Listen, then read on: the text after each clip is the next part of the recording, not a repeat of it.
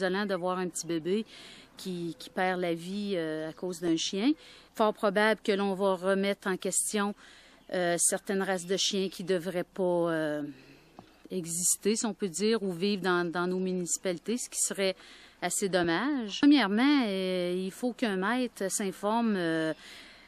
Si les gens allaient chez les éleveurs, rencontraient des éleveurs reconnus, bien entendu, pas des éleveurs qui se disent éleveurs là, parce qu'ils ont accouplé le chien avec leur chien avec le chien du voisin.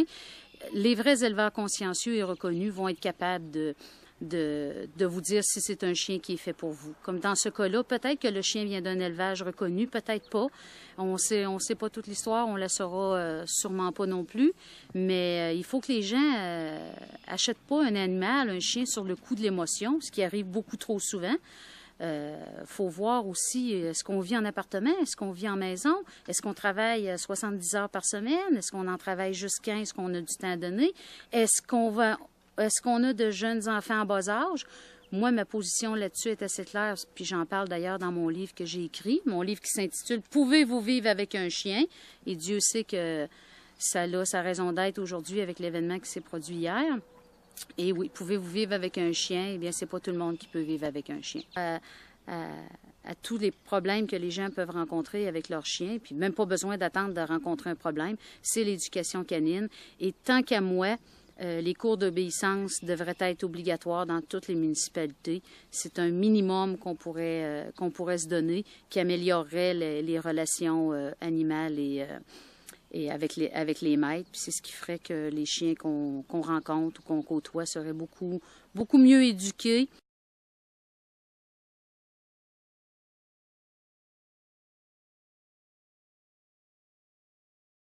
Oui, c'est important de comprendre puis de toujours garder en tête qu'un chien demeure un chien et que même le chien le mieux dressé, le plus gentil, le meilleur chien de famille peut toujours avoir des réactions agressives. Il y a différents types d'agressivité. Une femelle, par exemple, qui a une portée, qui a des chiots, peut devenir agressive subitement. Un chien qui protège son territoire. Un chien qui a un malaise, qui est malade. Un chien vieillissant, qui a de la douleur, même si c'est pas apparent. Un enfant qui va se coucher sur son dos, le chien pourrait mordre parce qu'il a mal, ou un chien peut mordre aussi par peur. Donc, il y a différentes causes à l'agressivité.